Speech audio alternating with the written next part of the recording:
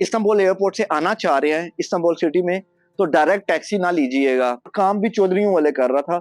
जिस तरह उस गलियों में से वो घूमे ना, और मैं तस्वीरें पढ़ रहा कि कहीं एक्सीडेंट ना हो जाए। वो जो सा टैक्स, अजीब सा टैक्स है क्रेडिट कार्ड वाला, वो मिला के इस बंदे ने उनसे भी पेमेंट ले ली है। तकरीबन 33 यूरो बने थे और मेरे से भी वो 33 यूरो कट कर लिए। इस बंदे ने डबल पेमेंट की है। अस्सलाम वालेकुम viewers, welcome back to Mansoor टेस्टिक। तो अभी मैं इस्तांबुल के एयरपोर्ट से अपने अपार्टमेंट पे आया हूँ, जो हम लोगों ने बुक करवाया था तुर्की को एक्सप्लोर करने के लिए। मुझे गुस्सा तो बहुत ज़्यादा आया हुआ था कि मैं इस्तांबुल से इधर कैसे आया हूँ, लेकिन ये व्यूज़ देख के मेरा सारा गुस्सा जो है वो उतर गया। आप लोग भी ये व्यूज़ देख सकते हैं। खैर, मैं आप लोगों को बताऊंगा कि मुझे गुस्सा क्यों आया हुआ था, और आप लोगों को बताऊंगा कि इस्तांबुल एयरपोर्ट से इस्तांबुल शहर में जहाँ भी आपने होटल या एयरबीएनबी या कोई भी अपार्टमेंट वगैरह बुक करवाया हुआ है, उधर सबसे चीप वे क्या है इधर आने का। मैंने इस्तांबुल के टैक्सी ड्राइवर्स के बारे में बहुत रिसर्च किया हुआ है और बहुत बैड थिंग्स सुनी हुई हैं कि वो लोग जो उनसे हम लोगों को बहुत लूटते हैं।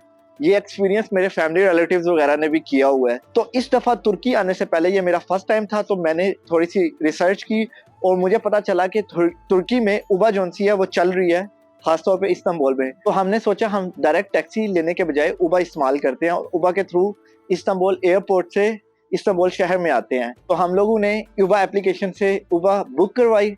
उबा क्या थी कि वो भी टैक्सी आई और मर्सिडीज बेंज का बड़ा वीटो, एक 9 सीटर सवारी आई थी। हमारा सामान बहुत ज्यादा था इसलिए हमें वो चाहिए था। खैर वो आई, लेकिन वो भी एक टैक्सी था। उसने हमें मैसेज करके कहा कि आप लोग इस गेट पे नहीं, गेट 1 या 2 या 3 नंबर पे आए। मैं उस जिस गेट पे आपकी लोकेशन है वहां से आपको पिक नहीं कर सकता, और अगर पुलिस होगी तो मैं आपको पिक नहीं कर पाऊंगा, अगर पुलिस नहीं होगी तो मैं आपको पिक कर पाऊंगा। उबा इलीगल है तुर्की में। इस तरह का रोला उसने डालना शुरू कर दिया। तो है, हम ऑलरेडी उस गेट से दूसरे गेट में आ चुके थे जब तक उसने ये इन्फॉर्मेशन बताई।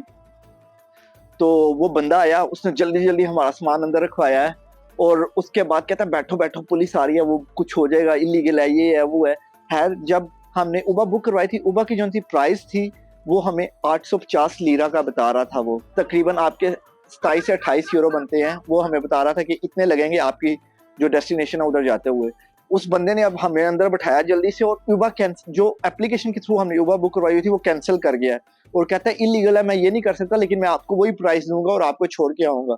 तो हमारे पास तो अब वो उबा की ऐप की जो सा डिटेल थी वो तो डिलीट होगी क्योंकि उसने कैंसिल कर दिया। हमने क्या, कौन सी प्राइस दोगे हमें, क्योंकि उबा की ऐप में तो 850 लीरा लिखे हुए थे जब हमने बुक करवाई थी तब। कहता है नहीं नहीं नहीं, जब आप प्राइस के लिए सर्च करते हैं तो वो एक रेंज बताता है। आप कोई भी टैक्सी ऐप एशिया में है तो ग्रैब वगैरह इस्तेमाल कर रहे हैं तो वो एक रेंज बताता है कि 800 से 1000 तक लीरा तक आपकी प्राइस बनेगी। लेकिन जब हमने बुक करवाई थी हमें याद है वो 850 लीरा थी। तो वो कहता है नहीं नहीं, मैं आपको जो उसकी मैक्सिमम रेंज है वो दे सकता हूँ, उससे ज्यादा नहीं। खैर, अब हम बैठ गए थे और एयरपोर्ट से भी आगे निकल आए, तो हमने कहा चलो ठीक है, अब क्या कर सकते हैं। मैंने उससे कह के 950 पे बात मकाई और 950 लीरा पे बात हुई। लेकिन यकीन माने, मैंने भी अपनी स्टडीज के दौरान टैक्सी वगैरह चलाई है। जिस तरह उस बंदे ने टैक्सी चलाई है, मैंने ऐसा टैक्सी ड्राइवर कभी भी नहीं देखा। उसने मुझे मना किया था कि मैं उसकी वीडियो ना बनाऊं। शायद वो इस तरह ये काम करना चाह रहा था, इसलिए मैं उसकी वीडियो ना बनाऊं, इसलिए उसने मना किया था। लेकिन मैंने अपना Insta360 निकाल के उसकी भी थोड़ी सी वीडियो बनाई है। तो उसको एक वर्ड पता था, पाकिस्तानी, चौधरी चौधरी, और अपने आप को वो चौधरी कह रहा था और काम भी चौधरियों वाले कर रहा था। गाड़ी चलाते हुए हैंडी इस्तेमाल कर रहा है, सिगरेट पी रहा है। हमारे साथ छोटा बच्चा मौजूद है टैक्सी में, लेकिन फिर भी वो सिगरेट पी रहा था। और मोबाइल का उसने पूरे रास्ते में बेवजह इस्तेमाल किया है, फोन कर रहा है, मैसेजेस कर रहा है और गाड़ी चला रहा है, और इतना बड़ा डब्बा चला रहा है। लेकिन मैं बहुत परेशान और मैं तस्वीरें पढ़ रहा कि कहीं एक्सीडेंट ना हो जाए। लेकिन जो सुनने में आया कि यहाँ के टैक्सी ड्राइवर सारे ही ऐसे हैं। मेरा तो अभी पहला एक्सपीरियंस है, मैंने ये देखा, लेकिन मैंने जो लोगों से सुना है वो ऐसे ही हैं। बहुत गलत बात है। खैर, और इस्तांबुल की जो ट्रैफिक है वो भी बहुत गंदी है।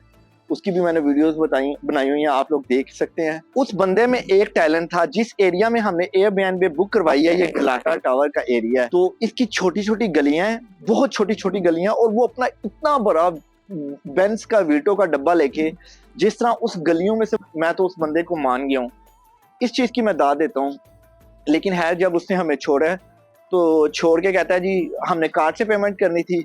ये भी तुर्की में, मैं कापाडोकिया से आया हूँ, अभी कापाडोकिया के भी ट्रैवल किया, लेकिन मैंने उधर ये चीज़ नहीं देखी। लेकिन मेरे जो बहनोई थे वो मेरे साथ थे, उन्होंने मुझे ऑलरेडी बता दिया था कि इस्तांबुल में ये होता है कि जो आपके पैसे बनते हैं आप कार्ड से पे कर रहे हो तो वो उसके ऊपर टैक्स चार्ज करते हैं। मुझे इस चीज़ के बारे में नहीं पता, आप लोग बताएं ये क्या हो रहा है इस्तांबुल में, क्योंकि मैंने पूरी दुनिया में क्रेडिट कार्ड से पैसे पे किए हैं, जितने उनकी करेंसी में बनते हैं वो उतने ही कट करते हैं, और बाद में जो क्रेडिट कार्ड की बैंक वाले होते हैं वो 1.5% उसके निकालते हैं। फॉर एग्जांपल हमारी टोटल मनी 950 लीरा बने थे, और वो जो सा टैक्स, अजीब सा टैक्स है क्रेडिट कार्ड वाला, वो मिला के उसने हमसे 1020 लीरा चार्ज किए हैं। I don't know about this tax, you guys can tell मी।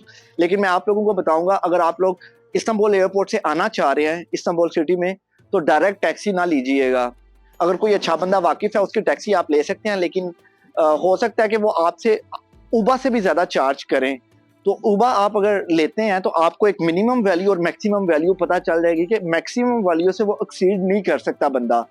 खैर वो जो बंदा आगे उबा को डिलीट भी कर रहा है, वो उसकी कमीशन भी बचाना चाह रहा है जो उबा वाले ले रहे हैं उससे। डिलीट कर देता है और कहता है कि कस्टमर ने डिलीट कर दी या मैं उनको लेके ही नहीं गया, तो सारे पैसे उसकी जेब में जाते हैं। अच्छा, बात यहाँ पे ख़त्म नहीं हुई, इसने हमारे साथ एक और ऐसी हरकत की जो मैं आप लोगों के साथ शेयर करना चाहता हूँ और आप अवॉइड कर सकें, इसलिए मैं वॉइस ओवर का सहारा ले रहा हूँ।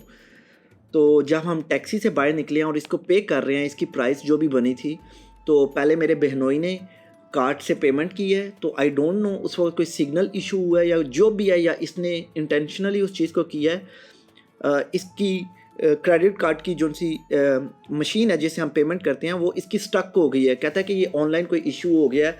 तो 2-3 मिनट वेट किया है, तो अब हमें पता भी नहीं चल रहा था कि पेमेंट होगी या नहीं होगी। वो कह रहा है कि नहीं हुई, और मेरे बहनोई के पास इंटरनेट भी नहीं था और वो चेक भी नहीं कर सकते थे कि पेमेंट होगी या नहीं हुई।